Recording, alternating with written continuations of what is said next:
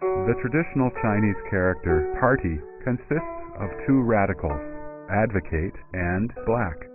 Confucius said, "The superior man has friends but does not belong to a clique." In Chinese history, party or party member, which can also be interpreted as gang or gang member, carries a derogatory meaning.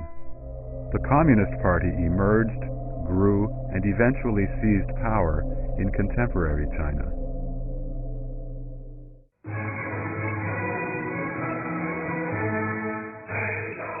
The CCP has constantly instilled into the people's minds that history chose the CCP, and that without the CCP there would be no new China. Did the Chinese people choose the Communist Party, or did the Communist Party gang up and force the Chinese people to accept it? Let us review China's history in the 20th century to seek the real answers.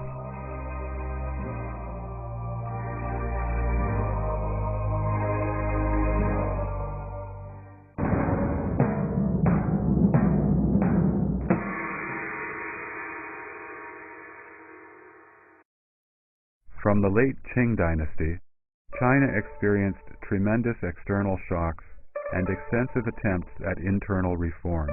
The entire Chinese society was in disarray. Discontented with the then reality, many people with lofty ideals wanted to save the country and its people, and looked for a solution. When the British and French styles failed, they switched to the Russian method. Like people who turn to any available doctor in times of illness, they did not hesitate to prescribe the most extreme remedy for the illness, in the hope that China would quickly become strong. Some people advocated anarchism, others proposed to overthrow the doctrines of Confucius, and still others suggested bringing in foreign culture. In 1918, the first Communist Party in the world was officially formed in Russia.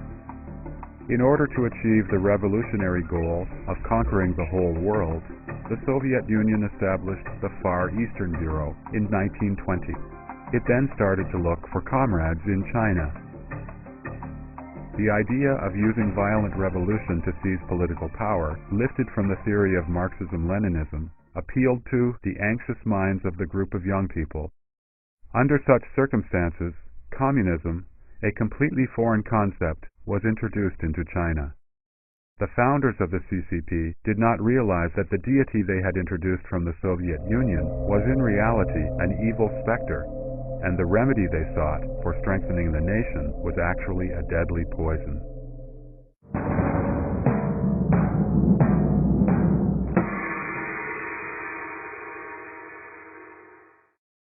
It was not an easy task to introduce the foreign and evil specter into China, a country with a history of 5,000 years of civilization. The CCP deceived the populace and the intellectuals with the promise of the so-called communist utopia. The CCP inherited communism's denial of private ownership, imported Lenin's theory of violent revolution, and adopted the Industrial Revolution's destruction of belief. At the same time, the CCP inherited and further strengthened the worst parts of the Chinese monarchy. The Communist Party presented the fantasy of a communist paradise as the truth, and aroused people's enthusiasm to fight for it. Employing such an absolutely absurd idea, the CCP severed the connections between humanity and Earth and cut the lifeline that connects the Chinese people to their ancestors and national traditions. By summoning people to give their lives for communism, the CCP strengthened its ability to do harm. The communist movement was introduced to China as an experiment. The CCP's success in defeating other theories and eventually gaining control of the entire Chinese nation comes from its cruel, evil, and violent nature. The history of the CCP is a process of its accumulation of every kind of wickedness. In this process, the CCP has continuously perfected its 9 inherited traits: evil, deceit, incitement, fighting, robbery, unleashing the scum of society, espionage, elimination, and control. Responding to continuous crises, the CCP has consolidated and strengthened the means and extent to which these malignant characteristics have been playing out.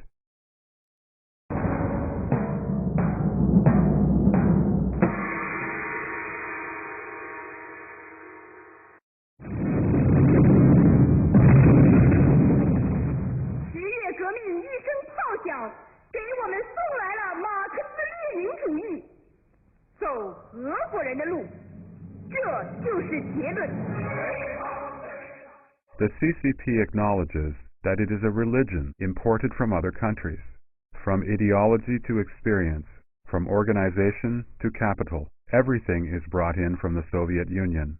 It carried out the imperialism of the Russian Red Army, following the Soviet Party on everything. From the beginning, the CCP was a traitorous party. In July 1921, the CCP was officially formed.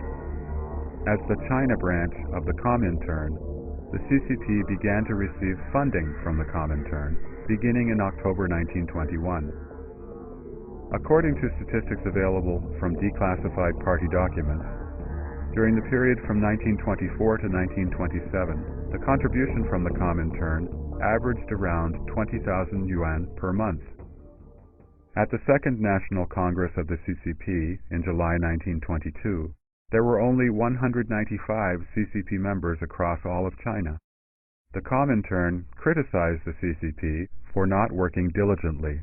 Based on the All-Russian Communist Party's experience, it ordered the CCP to join the KMT. The CCP made itself bigger and more powerful through the KMT and won people's hearts through participating in the National Revolution movement. With the support of the Soviet Union, the CCP wantonly seized political power within the KMT during the alliance. Among the KMT ministers, CCP member Tan Pingshan became the minister of the Central Personnel Department.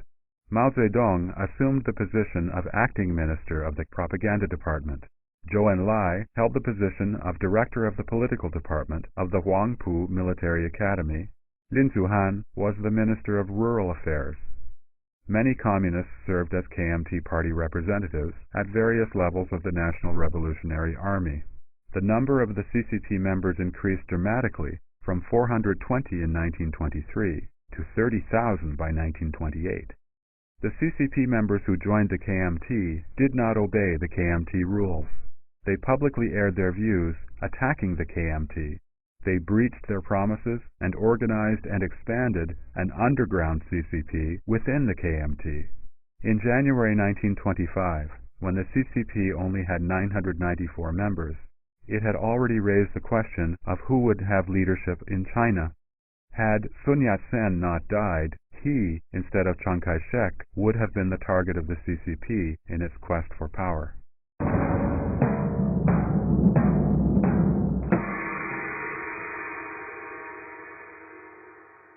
Human nature universally repels violence.